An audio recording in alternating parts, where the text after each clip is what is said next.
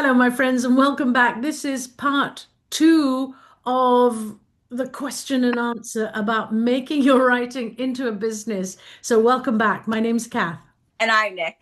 and it's Nick doing all the answering, and it's me doing all the questioning. So, we only got to one question. And even then, I'm sure she has a ton more stuff to answer, but I'm not going to let her answer anymore because, you know, it's too much. Too much. It's too much. So, So take that's it to the so fire that's hose. the, that's the secret I was going to reveal is that take this as a chunk. You can't you can't do all of it all the time. And you need to have time for writing.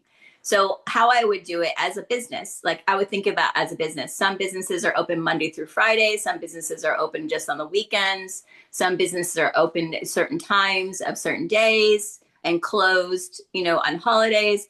I would start Hmm. thinking about what hours are you dedicating your business part of the book to. It can't be all the time, and it can't be in the forefront of your mind all the time either. You need to have some kind of regimented schedule. And that I think that's the beauty of like a lot of authors that put together their school lists a year in advance. They reach out to all these schools, and they or Hmm. sometimes they even hire a company to do it. There are certain individuals that actually do this for you if you pay them a certain amount of money. But I think that that's a beauty of some of these authors that actually do. A lot of my friends that are authors already have their school schedules for 2026. They know what schools they're going to go to. They've already slotted those times. They know what conferences they're going to attend. So it's like I'm not saying this because I know what I'm doing. I'm saying this because I've watched it happen. I've witnessed it. I have written down the I think were are really good ideas from other authors. So this has all been done. These are these are not like fantasy things that I'm just kind of making up. So what you're doing is you're doing what Mel Robbins always suggests when you want to do something, find the recipe from somebody who's already doing it really well. Yes. There you go. Yes. Aha. I think I have a plethora of authors in my life, and some of them are doing it really well. Some of them are really really successful and like making money and creating this whole atmosphere for themselves. And on top of that, a new book almost every 1 to 2 years. So they're doing something right. Hmm. They're making it work in their lives. And I'm hoping that we're going to have some of these on our as guests on our podcast soon. Next They year, are definitely on yes. my list to have on our podcast. And that's going to be one of my questions is how did you turn your books into a business and how are you keeping it going? I think once you get that ball rolling, how do you keep it going too? I know a lot of businesses fail within the first year. That's like just a given in the business world. And so, one of my girlfriends, she's been at it since quite a while. I think like 5, 6 years now. And she's just getting more and more successful as she continues. Wow. Her last book got so many accolades and awards, and she's just doing phenomenal. And so I just really can't wait to have her on the podcast and interview her. And she's so giving and so wonderful. This is how we learn in the business. This is how you learn in anything. I mean, that's how I learned how to write was through other people. Yeah. So, I mean, this is not Very, something I have been able to implement yet in my life, but I hope to very soon. yeah. That's great because that was my question number four, that besides Brandon Sanders, who could I go to for help? Yes. Well, And we hopefully talked we're about Brandon Sanders in episodes one and two. yeah. So, yeah, I started watching some of his lectures.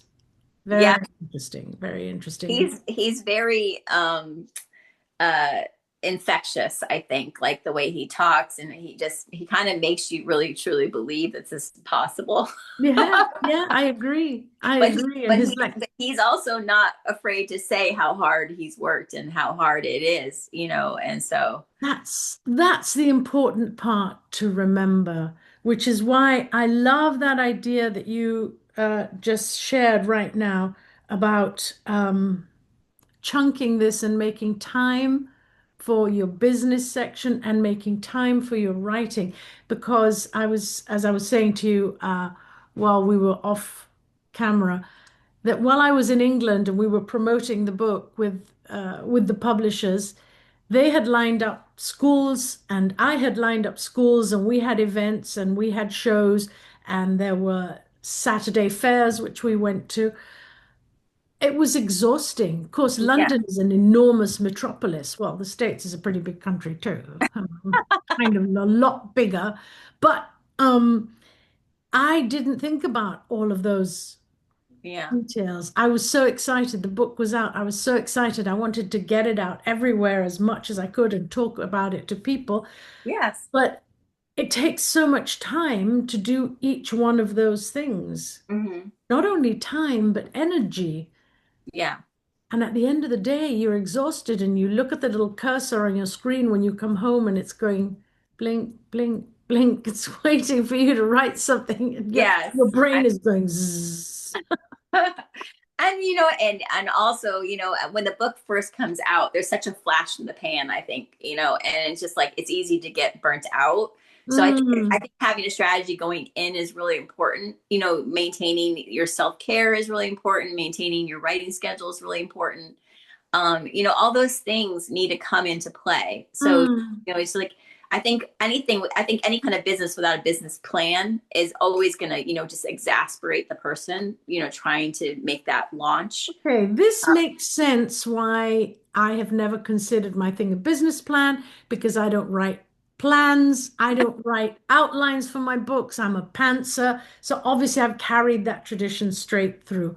Well, my darlings, we've reached the end of the hour again. But I hope some of these suggestions that were so useful to me, I hope they're useful to you as well, because Nick is a fountain of information and knowledge and Once again, I can't take credit for any of preparation. this.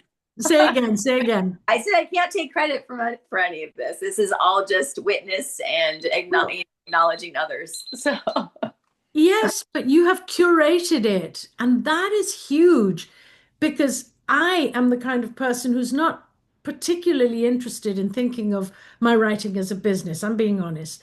And to have you have curated those things, taken from here and from here and from here, from people you know and from people you don't, and from big people and from small people, and then you bring it to me in bite-sized pieces, that's huge.